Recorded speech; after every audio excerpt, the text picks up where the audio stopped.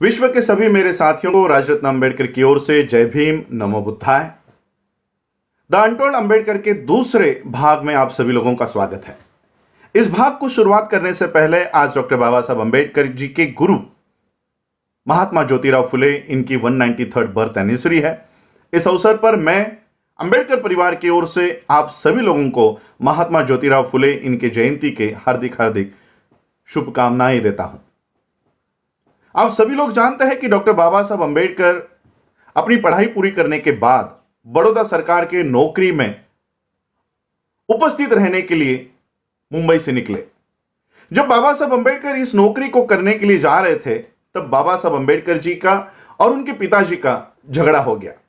बाबा साहब अंबेडकर जी के पिता नहीं चाहते थे कि उनका बेटा यानी डॉक्टर भीमराव रामजी अंबेडकर ये नौकरी करे। देखो, एक तरफ राम जी अपने बड़े बेटे आनंद को नौकरी करने के लिए विनती करते हैं, लेकिन दूसरी तरफ अपने बेटे भीमराव रामजी अंबेडकर को नौकरी करने से रोकते हैं। ऐसा क्यों है? इसकी एक वजह है। रामजी अंबेडकर जी के पिता मालोजी और उनके पिछली दो जनरेशंस ये सारी की सारी मिलिट्री में थी। मालोजी के पास तो इतनी जमीन थी, 2 हेक्टर 59 आर इतनी जमीन मालोजी के पास थी, लेकिन फिर भी मालोजी उस जमीन को कसने के बजाय वो मिलिट्री में काम किया करते थे। यहां तक कि रिटायर्ड होने के बाद भी वो अपने बेटे जो मिलिट्री के साथ है, मिलिट्री में है, उनके साथ रहा करते थे, लेकिन अपने जमीन पर उसको कसने का काम नहीं करते थे। यहां तक कि महार वतनदार की जमीन ये अपने बेटों को भी ना मिले और वो ये काम ना करे, इसलिए वो कोशिश करते थे। मालोजी खुद 16वें साल में मिलिट्री में भर्ती हुए थे। बाबा साहब के दादाजी उस समय नाम के आगे, महारों के नाम के आगे नाक लगाने की प्रथा हुआ करती थी और इसलिए मालोजी को मालनाक के नाम से जाना जाता था। मालोजी अपने शौर्य के लिए उनको 17 मेडल्स अंग्रेजों ने दिए गए थे और उनके शौर्यों को देखते हुए उनको सिंह नाक यह पदवी भी मालोजी को लगाई जाती थी। मालोजी ने अपने बेटे को तैयार किया और रामजी बाबा को उनके आयु के 18वें साल में ईस्ट इंडिया कंपनी के 106 सैपर्स एंड माइनर्स इस विभाग में उनको भर्ती करवाया था। मालोजी बाबा ने रामजी को तैयार किया और रामजी ये गणित में और अंग्रेजी भाषा में प्रभुत्व रखते थे और इसी गुणों को देखते हुए अंग्रेजों ने रामजी बाबा को मिलिट्री के स्कूल में पढ़ाने की भी एक एडिशनल जिम्मेदारी दे दी थी। 2 काम बाबा साहब के पिताजी किया करते थे, मिलिट्री का काम भी और मिलिट्री के स्कूल में पढ़ाने का काम भी रामजी बाबा किया करते थे। रामजी बाबा ने जब ये मूवमेंट को आगे लेकर चलने की कोशिश कर रहे थे, उतने में ही पेशवाओं ने, पूना के ब्राह्मणों ने, जब पेशवाई को रद्द किया गया तब एक कंडीशन रखी कि इन महारों की ये जो बटालियन है इसको बंद किया जाए। अंग्रेज तो हमारे सगे नहीं थे, घर के नहीं थे।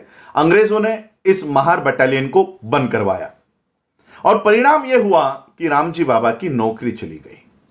जिस मूवमेंट के लिए पीढ़ी दर पीढ़ी यह तैयारी की जा रही थी, मालोजी ने रामजी को तैयार किया, लेकिन रामजी बाबा की नौकरी जाने की वजह से यह सामाजिक उत्थान का ये जो तैयारी चल रही थी ये रुक गई और रामजी बाबा ने अपने बेटे भीमराव को तैयार करने की जिम्मेदारी शुरू कर दी। जब रामजी बाबा की नौकरी चली गई तो रामजी बाबा ने अपने 11वें बेटे आनंद को आकर कहा कि उनकी नौकरी चली गई है, क्या वो अपनी पढ़ाई छोड़कर क्या भीमराव को पढ़ाने के लिए नौकरी करने की तैयारी रखते हैं? तब आनंद ने जो जवाब दिया है, ये जवाब तो सभी लोगों को पता है, चांगदेव खैरमोड़े के ग्रंथ में भी लिखा हुआ है। आनंद ने जवाब दिया कि पिताजी, किसी बड़ी इमारत की अगर नींव होने का अवसर अगर उनको प्राप्त होता है तो वो नींव बनने के लिए तैयार है। और आनंद ने अपनी नौकरी छोड़कर भीमराव को पढ़ाने की जिम्मेदारी उठा ली और ऐसे करते करते बाबा साहब को पढ़ाया।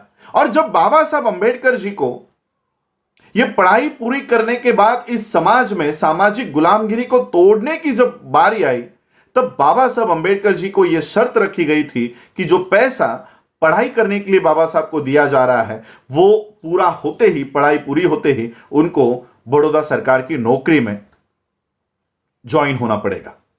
और तब रामजी बाबा को यह लग गया कि ये हमारी सामाजिक गुलामगिरी से बाहर निकालने के लिए बाबा साहब तैयार हुए थे, लेकिन अब उनको नौकरी करने के लिए जाना पड़ेगा। तब रामजी बाबा इस विरोध में खड़े हुए और बाबा साहब को कहा कि आपका जो समय है ये आपका नहीं है, वो समाज का है।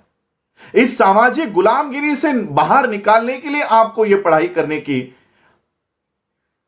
हम लोगों ने आप लोगों को यह पढ़ाया है और इसलिए आपको इस सामाजिक गुलामगिरी से बाहर निकलने के लिए आपकी पढ़ाई का, आपके वक्त का पूरा उपयोग करना है। लेकिन बाबा साहब ने अपने पिता को कहा कि मैं ये नहीं कर सकता, क्योंकि बड़ौदा सरकार का ये नियम है, ये शर्त है कि उन्होंने जो पैसे दिए हैं वो केवल मुझे वहां पर नौकरी करने के लिए, वहां पर अपना वक्त लगाना होगा। बाबा साहब 1913 के जनवरी में इस बड़ौदा सरकार की नौकरी करने के लिए निकल गए। बाबा साहब बड़ौदा जाने के बाद बाबा साहब के साथ क्या हुआ ये आप सभी लोग जानते हो, लेकिन मुंबई में उनके पिताजी के साथ क्या हुआ ये बहुत कम लोग जानते हैं। जैसे ही बाबा साहब बड़ौदा में नौकरी करने के लिए गए, मुंबई में उनके पिताजी ने बिस्तर पकड़ लिया, वो बीमार रहना शुरू हो गए।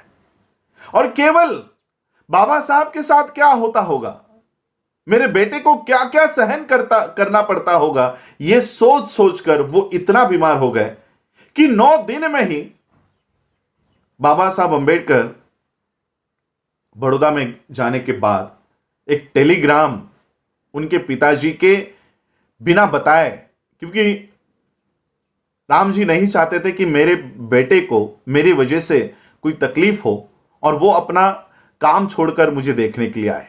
लेकिन घर वालों ने 9वें दिन में ही बाबा साहब को तार भेजी, टेलीग्राम भेजा कि पिताजी बहुत सीरियस है, तुरंत लौट आओ।